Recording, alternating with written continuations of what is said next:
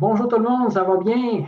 Éric Leblanc d'Évangélisation de Puissance. Je suis avec un de nos invités aujourd'hui, Jared, un jeune chrétien en feu pour le Seigneur. J'avais à cœur de lui demander de venir témoigner pour que vous encourager par le chemin par où il a passé. Salut Jared, ça va bien? Salut Eric, oui, ça va bien toi? Oui, ça va super bien. Hey, Jared, on veut faire une courte entrevue aujourd'hui de témoignage, mais sûrement sur l'évangélisation. Et je voudrais que tu me parles un peu pour commencer à ton début, quand tu as commencé à évangéliser. Pourquoi tu as commencé à évangéliser au début? Comment tu te sentais quand tu évangélisais au début? Au début, c'était vraiment avec le groupe de Eric et Marlène Leblanc que j'ai commencé à évangéliser.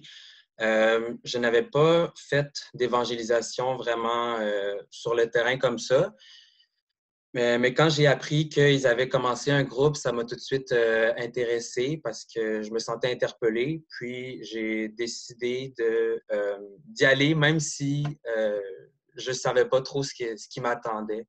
Donc, c'est ça. J'ai suivi mon cœur, puis j'ai suivi ce que Dieu me mettait à cœur. Puis je suis je suis embarqué sur le terrain, comme on dit.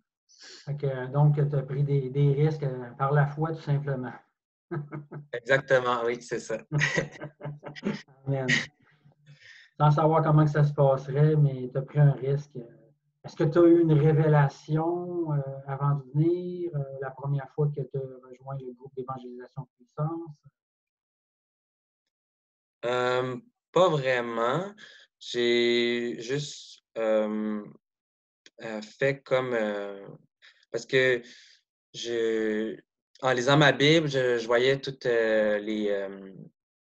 la parole qui parle que c'est important pour d'aller chercher les âmes puis pour le royaume puis tout ça.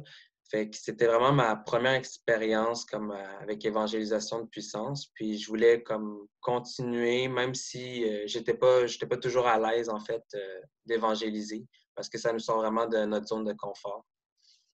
Hmm. Et ouais, Puis la c'est ça. parole a dit dans Matthieu 28 d'aller aussi. D'aller Exact. prier pour les malades, d'aller délivrer les malades, d'aller annoncer cette bonne nouvelle que Jésus nous a sauvés de nos péchés. Et que c'est un commandement, c'est une obéissance, c'est pas une option. Hein. C'est clair. Fait que obéir par la foi sans savoir comment ça se passerait, c'est ce que je comprends bien. Oui, exact. C'est ça. Je me Comment tu suis pouvais te laissé. sentir quand on évangélisait, entre autres dans les centres commerciaux? Je sais qu'on l'a fait souvent ensemble, mais comment tu te sentais à l'intérieur de toi quand tu avançais pour aller évangéliser dans les centres commerciaux? Euh, Ben, c'est sûr que c'était pas évident pour moi parce que c'est souvent j'hésitais puis je savais pas trop comment m'y prendre pour aborder les gens puis ça c'est quelque chose qui est vraiment difficile à faire quand t'es pas habitué de le faire. Euh, Puis c'est sûr que c'est vrai au début j'avais vraiment de la difficulté à trouver une façon de faire témoigner de la grâce de Dieu aux gens. Euh, mais je sais que toi, Eric, tu m'as dit souvent que c'est à force de le faire que ça va couler puis que ça va être plus facile. J'essayais de venir le plus que je pouvais en me disant que j'allais finir par trouver une technique puis que ça allait débloquer de plus en plus. Amen. Puis, tu sentais-tu une différence entre évangéliser dans la rue ou dans les centres commerciaux? Tu voyais-tu une différence? Je dirais que évangéliser dans la rue, je crois que ça a été plus facile finalement qu'évangéliser dans dans les centres commerciaux parce que j'ai l'impression que dans les centres commerciaux, on est comme c'est comme plus une zone fermée, donc il y a plus comme de monde dans un espace rapproché. Donc pour moi, je pense que ça faisait que c'était plus difficile d'évangéliser parce que il y avait le regard de plein de personnes, puis aussi c'est parce que dans un centre commercial, ben, les gens sont pressés, ils font leurs affaires, puis des fois, souvent en fait, tu n'oses pas les déranger dans ce qu'ils font. Tandis que dans la rue, ben, les gens se promènent, puis Des fois, ils parlent entre eux. Puis j'ai trouvé que c'était plus facile pour moi d'aborder les gens dans la rue que dans les centres commerciaux. OK. Puis maintenant, ben, j'ai appris que tu évangélises à haute voix dans les rues. Tu vas parler à plusieurs personnes en même temps. Parle-nous un peu de cette expérience-là, ceux qui t'ont formé de ce côté-là aussi. C'est vraiment audacieux. Tu nous as dépassés. On ne fait pas ça, moi et Marlène, en ce moment. Oui, ben en fait, c'est très récent, en fait. En fait, depuis le confinement, c'est mon frère Pomme Gaulin qui m'a invité à évangéliser avec lui dans la rue. Puis au début, j'y allais avec lui. Puis après, il y avait sa compagne, Marie-Claudia, qui était là aussi, qui venait. Puis les deux, ils m'ont beaucoup encouragé à ne pas être gêné. Puis aussi, ce que Marie-Claudia m'a dit qui m'a beaucoup marqué, c'est elle n'a pas peur de déranger les gens. Pourquoi tu penses que tu vas déranger les gens? Tu vas les déranger de quoi? D'aller en enfer? Parce que c'est carrément ça. Il y a plein de gens qui ne savent pas, mais qui se dirigent vers l'enfer parce qu'ils ils connaissent pas la parole, ils connaissent pas Dieu. Donc, ça m'a beaucoup encouragé, en fait, qu'elle ait dit ça parce que ça m'a fait sortir de ma zone de confort encore plus. Puis c'est ça, je les ai beaucoup observés comment ils faisaient. Puis Pomme, surtout, il s'adresse à des foules de personnes dans le bus aussi. J'étais témoin de ça.